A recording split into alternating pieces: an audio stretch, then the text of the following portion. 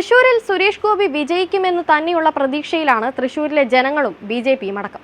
കഴിഞ്ഞ ദിവസമായിരുന്നു election പ്രചരണത്തിനിറങ്ങിയ Suresh Gopi BJP പ്രവർത്തകരോട് കയർത്ത് സംസാരിക്കുന്ന വീഡിയോ വലിയ രീതിയിൽ സോഷ്യൽ മീഡിയകളിൽ പ്രചരിക്കുന്നത്. നിങ്ങൾ എനിക്ക് വോട്ട് മേടിച്ച് തരാനാണെങ്കിൽ വോട്ട് ചെയ്യുന്ന പൗരന്മാർ ഇവിടെ ഉണ്ടാകണം. നിങ്ങൾ സഹായിച്ചില്ലെങ്കിൽ നാളെ തന്നെ ഞാൻ തിരുവനന്തപുരത്തേക്ക് പോകും. അവിടെ പോയി രാജീവ് ചന്ദ്രശേഖറിന് പ്രവർത്തിച്ചു കൊള്ളാം. ഇതായിരുന്നു സുരേഷ് ഗോപിയുടെ വാക്കുകൾ. ശാസ്താപൂവം കോളനിയിലെത്തിയപ്പോൾ 25ഓളം പേരെ വോട്ടർ പട്ടികയിൽ ചേർക്കാനായില്ലെന്ന് സുരേഷ് ഗോപി അറിഞ്ഞു. ഇതാണ് ചോദ്യം ചെയ്യലായത്. ഇവിടെ ബൂത്ത് ഏജന്റുമാർക്കും പ്രവർത്തകർക്കും എന്താണ് ജോലിയെന്നും സുരേഷ് ഗോപി ചോദിച്ചിരുന്നു.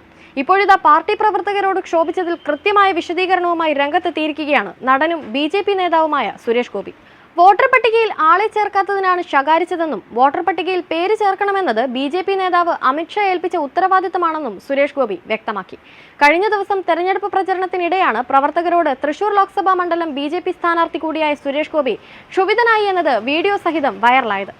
ഇതിന് പിന്നാലെയാണ് വിശദീകരണം. എന്റെ അണികൾ ചെയ്യേണ്ട ജോലി ചെയ്തില്ല. 25 കുട്ടികൾക്ക് വോട്ടവകാശം വിനിയോഗിക്കുന്നതിനുള്ള പ്രായമെത്തിയിട്ടും അവരെ വോട്ടർ പട്ടികയിൽ ചേർത്തിട്ടില്ല. അത് അമിത്ഷാ ഏൽപ്പിച്ചിരിക്കുന്ന ജോലിയാണ്. അവരെ സ്നേഹിക്കുക മാത്രമല്ല, തലോടുക മാത്രമല്ല, താക്കീത് ചെയ്യാനും ശാസിക്കാനുമുള്ള അവകാശം എനിക്കുണ്ട്. അത് ഞാൻ ചെയ്തു എന്നായിരുന്നു സുരേഷ് ഗോപിയുടെ വിശദീകരണം. താക്കീത് ചെയ്തുവെന്ന് സമ്മതിക്കുന്ന സുരേഷ് ഗോപി വ്യാജ വാർത്തയെയും ഉയർത്തിക്കാട്ടുന്നു. പരിപാടിക്ക് നല്ല ആളുണ്ടായിരുന്നു, അതവിടെ ഉണ്ടായിരുന്നവർക്കെല്ലാം അറിയാമെന്നും സുരേഷ് ഗോപി പറഞ്ഞു. നാളെ ജയിച്ചു കഴിഞ്ഞാലും അണികളാണ് ജനങ്ങൾക്കിടയിൽ ഇറങ്ങിച്ചെന്ന് ഓരോ പ്രശ്നങ്ങൾ എന്നെ അറിയിക്കേണ്ടത്. ഇതുപോലെ ഇനിയും ആവർത്തിച്ചാൽ ഇനിയും വഴക്ക് പറയും. അതിന്റെ സൂചനയാണ് നൽകിയതെന്നും സുരേഷ് ഗോപി വ്യക്തമാക്കി. ആ പരിപാടിയിൽ എത്ര പേരുണ്ടായിരുന്നെന്ന് തെളിയിക്കുന്ന വീഡിയോ പുറത്തുവിടുമെന്നും സുരേഷ് ഗോപി വ്യക്തമാക്കി.